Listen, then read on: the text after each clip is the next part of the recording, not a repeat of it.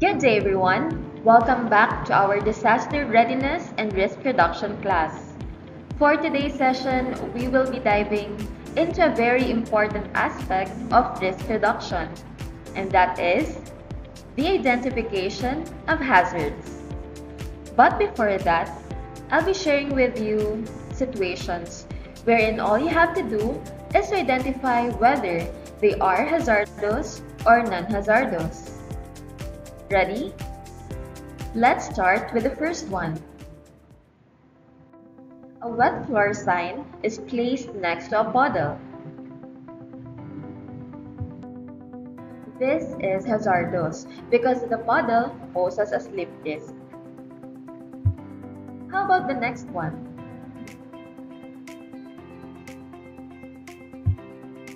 This is hazardous because the unstable ladder can cause falls. How about the third one? This is non-hazardous because proper PPE usage enhances safety. How about this one? This is hazardous because blocked access can hinder emergency response. How about this one? This is also hazardous because cords on the floor can create tripping hazards. How about this last one?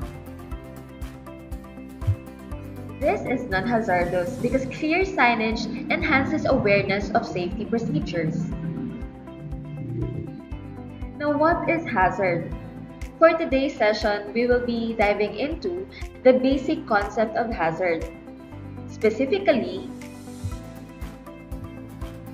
we will define and cite examples of the types of hazards, and we will explain the impact of various hazards on people and the environment.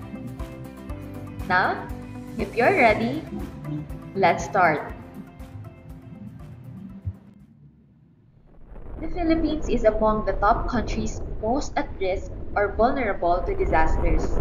Its location in the Pacific Ring of Fire makes it vulnerable to earthquakes and volcanic eruption.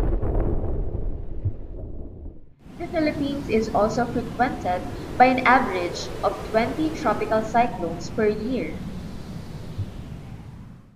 Residential and industrial fires are also common in Metro Manila and in the provinces.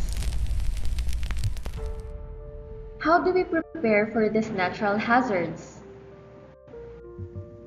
How do we prevent tragedies such as fire and vehicular accidents? How do we respond as a community against these threats?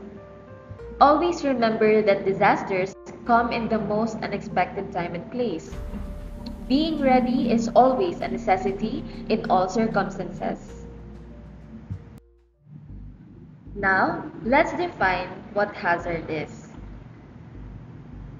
United Nations Office for Disaster Risk Reduction, or UNDRR, formerly known as the United Nations International Strategy for Disaster Reduction, or UNISDR, define hazard as a dangerous phenomenon, substance, human activity, or condition that may cause loss of life, injury, or other health impacts, property damage, loss of livelihood and services, social and economic disruption, or environmental damage.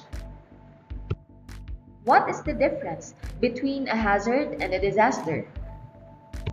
A hazard has only the potential to cause destruction or negative impacts to life and property, whereas a disaster is a hazard that already occurred and already caused destruction and devastating impacts.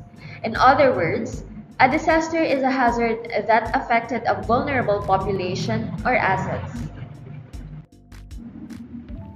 Hazards can be classified into three main categories. First, natural hazards. These hazards are naturally occurring phenomena or processes.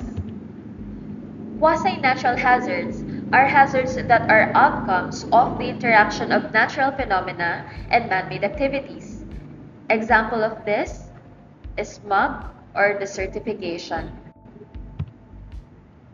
Man-made or human-induced or anthropogenic hazards are those that result from human activities and actions.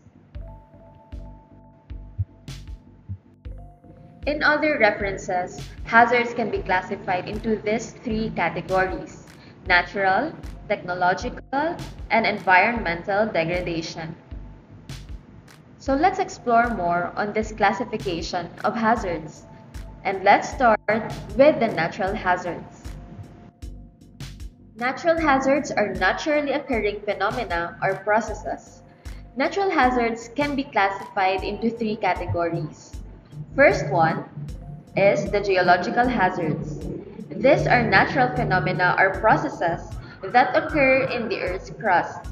Examples of this are earthquakes, tsunami, volcanic eruptions, mass movements such as landslides and rock slides, subsidence, and liquefaction.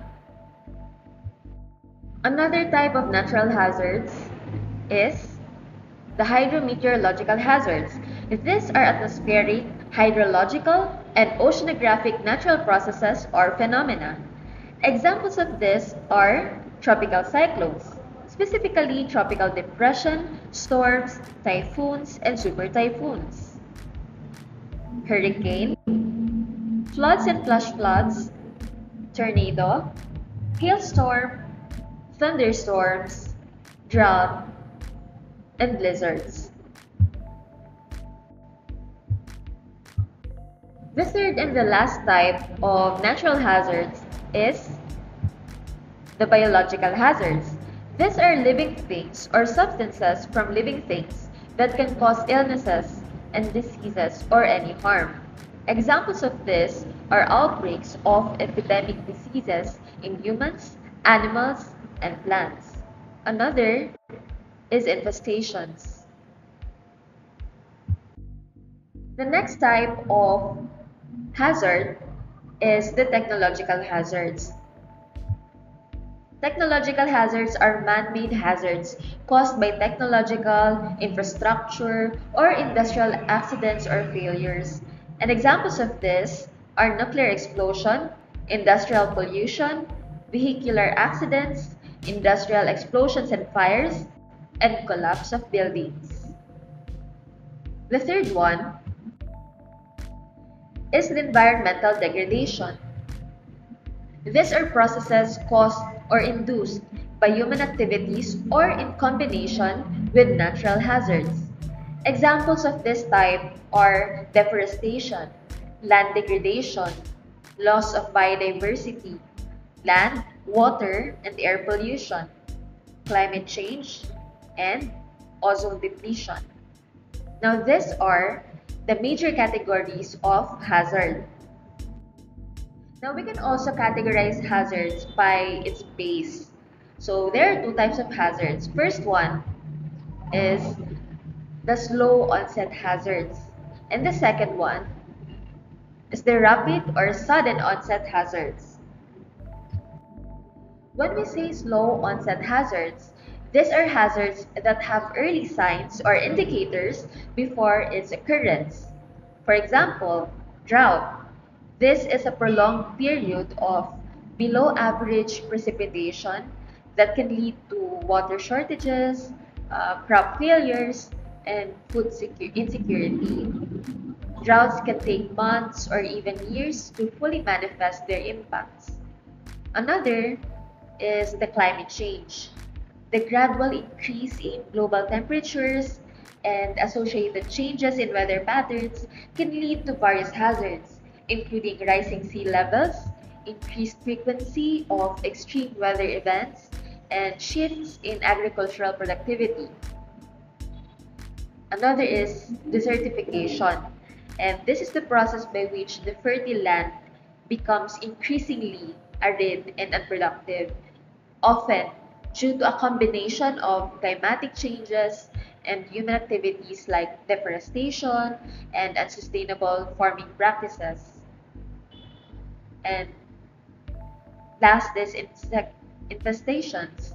And these are gradual increases in pest populations, which can lead to significant agricultural damage over time. So, for example, locust swarms, which can develop slowly but result in devastating impacts on crops when they occur.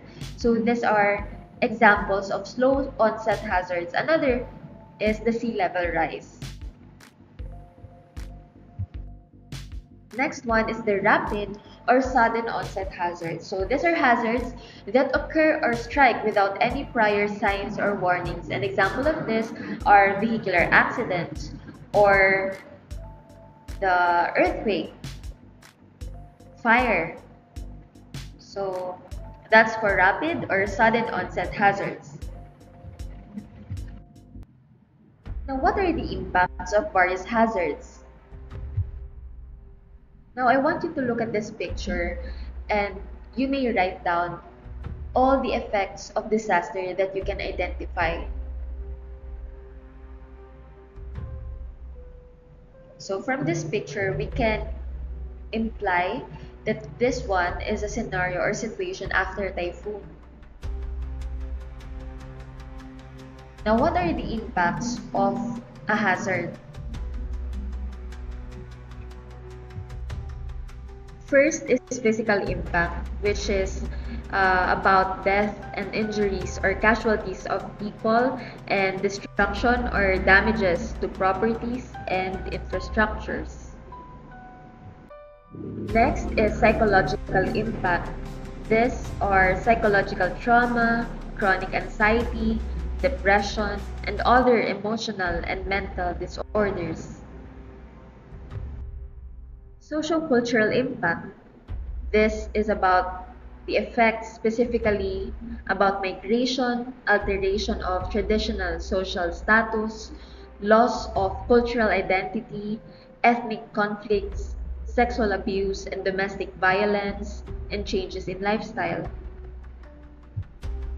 Another is economic impact, loss of employment, livelihood, and property or land. Environmental impact, environmental contamination, loss of forests and natural rivers. And lastly, biological impact or the spread of epidemic diseases to people, flora and fauna. Hazards pose significant threats with wide-ranging impacts. But understanding DRRR equips us to minimize these dangers and build resilient communities. Understanding hazards help us recognize the risks around us so we can act wisely before, during, and after disasters. The knowledge you gain is a powerful tool that can protect yourself, your family, and your community. Being prepared is not just a responsibility, it's a way to ensure safety and resilience in an uncertain world. And that's it for our lesson for today. But before we end today's session,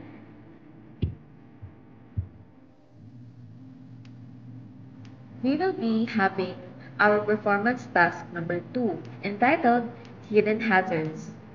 In this activity, you will assess your home or specific room to identify potential hazards that could threaten your family's safety. Document your findings with a picture of the room and a table listing identified hazards and preventive actions. This output should be in an A4-sized bond paper. On page 1, insert the photo of the room. It must be in landscape orientation. Ensure that the image clearly captures important details of the space. On page 2, create the given table. On the first column, you are to identify the hazards at home or in a specific room. On the next column, you are to identify the necessary actions so that we can limit or lessen the risk given these hazards. So you are to identify 10 hazards at home or in your room. And that's it for today's session. Thanks for listening and have a great and safe day ahead.